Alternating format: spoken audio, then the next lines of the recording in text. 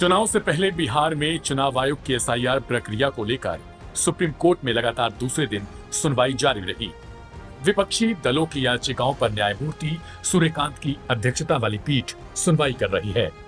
याचिकाकर्ताओं का आरोप है कि एसआईआर के नाम पर कथित नागरिकता सत्यापन का यह अभियान चुनाव के ठीक पहले लाया गया, जो न केवल अनुचित है बल्कि गरीब और ग्रामीण मतदाताओं के लिए भारी बोझ भी बन सकता है।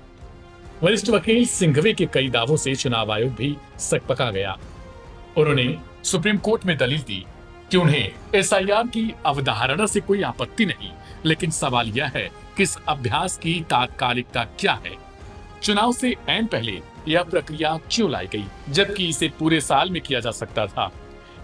इस पर न्यायमूर्ति सूर्यकांत ने जवाब दिया कि चुनाव आयोग ने प्रेस नोट में पूरी प्रक्रिया स्पष्ट रूप से बताई है। कोर्ट ने यह भी कहा कि एसआईआर के नियम सख्त नहीं, बल्कि दस्तावेजों के लिए विकल्पों की एक विस्तृत सूची दी गई है।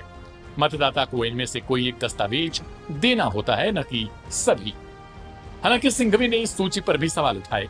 उन्होंने कहा 11 दस्तावेजों की सूची में कई दस्तावेज ऐसे हैं जिनकी पहुंच बिहार जैसे राज्यों में बेहद सीमित है। उदाहरण के लिए पासपोर्ट जैसे दस्तावेज की पहुंच सिर्फ 1 या 2% मतदाताओं तक है। आधार कार्ड को सूची से बाहर रखा गया, जबकि वही सबसे व्यापक दस्तावेज है। इसी तरह बिजली, पानी, गैस कनेक्शन जैसे प्रमाण भी सूची में नहीं है।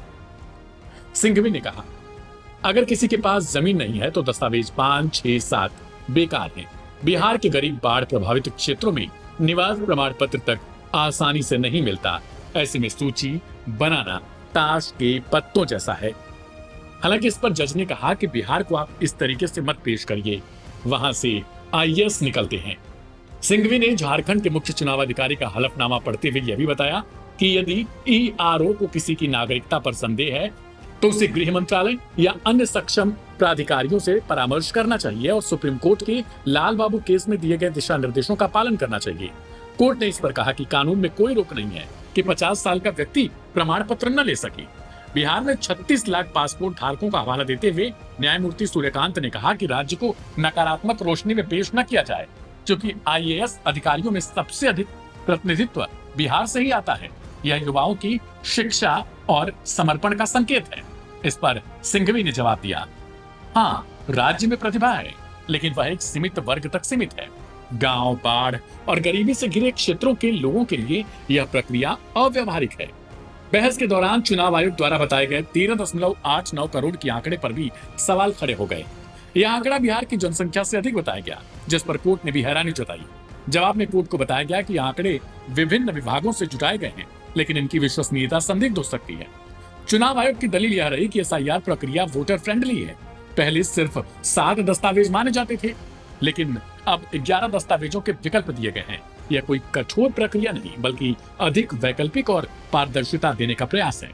लेकिन याचिकाकर्ताओं का तर्क है कि यह प्रक्रिया भ्रम पैदा करती है और यह समझना मुश्किल है कि किस दस्तावेज को वरीयता दी जाए। सिंघवी ने एपिक यानी वोटर आईडी को सबसे उपयुक्त दस्तावेज बताया और आधार को बाहर रखने पर ऐतराज जताया। कोर्ट ने स्पष्ट कर दिया कि यदि कोई यह कहना चाहता है कि 11 दस्तावेज अनिवार्य हैं, तो यह प्रक्रिया निश्चित रूप से वोटिंग विरोधी होगी। लेकिन यदि वैकल्पिक के रूप में इनमें से कोई एक दस्तावेज मांगा जाए तो यह प्रक्रिया समावेशी मानी जाएगी।